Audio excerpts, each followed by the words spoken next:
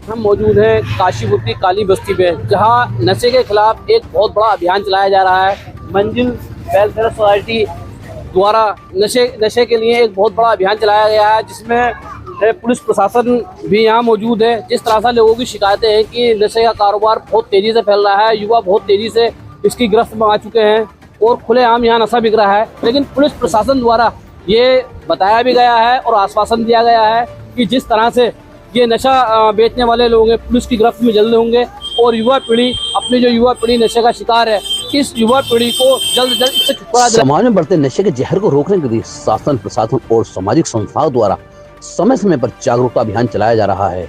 मंजिल welfare society ने police प्रशासन के साथ मिलकर काशीपुर में नशे के खिलाफ जागरूकता अभियान चलाया हुआ है।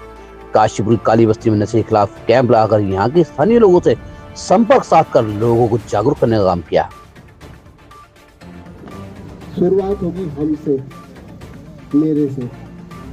रीजन उसका एक ही है, इच्छा हो आपके अंदर कि नहीं, स्मोकिंग, नशा से नहीं करें। उत्तराखंड में हम इस नशा मुक्त हम कराने के लिए एक अभियान स्टार्ट किया है। पहले शुरुआत किया हम काशीपुर से। आज हमारा प्रोग्राम की तीसरा प्रोग्राम है, जो इस समाज के अंदर सबसे बड़ी एक खतरनाक चीज़ है। इस समाज को एक विपरीत को फैलाने वाला ये चीज़ एक नशा है।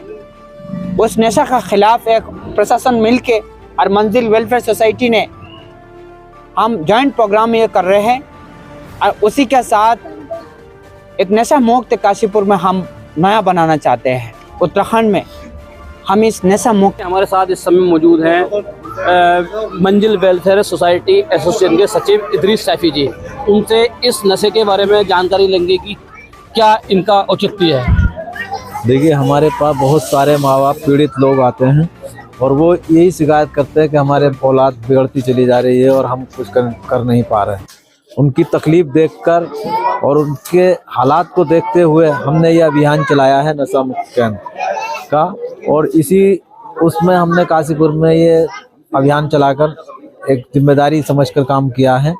और हम ये चाहते हैं कि लोगों के जो बच्चे हैं वो सुरक्षित रहें और सही से माँ बाप उन पर पालन पोषण जो कर रहे हैं, उन बच्चे बड़े हो जा रहे हैं और ख़त्म हो जा रहे हैं नशे के उसमें हालातों में रहकर। इसलिए ये सब हमारी संस्था इसको अपनी जिम्मेदारी समझ के इस काम को कर रही है।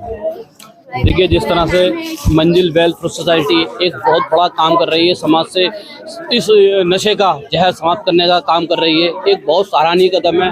प्रशासन भी इनके साथ है और जिस तरह से इन लोगों का ये कार्य है, ये इस तरह का कार्य आगे भी जारी रखेंगे। कुमाऊं वार्ता टाइम्स से अकरम चौधरी ने एक अभियान चलाया है, जिसका आगाज़ हमने काशीपुर शहर से किया है।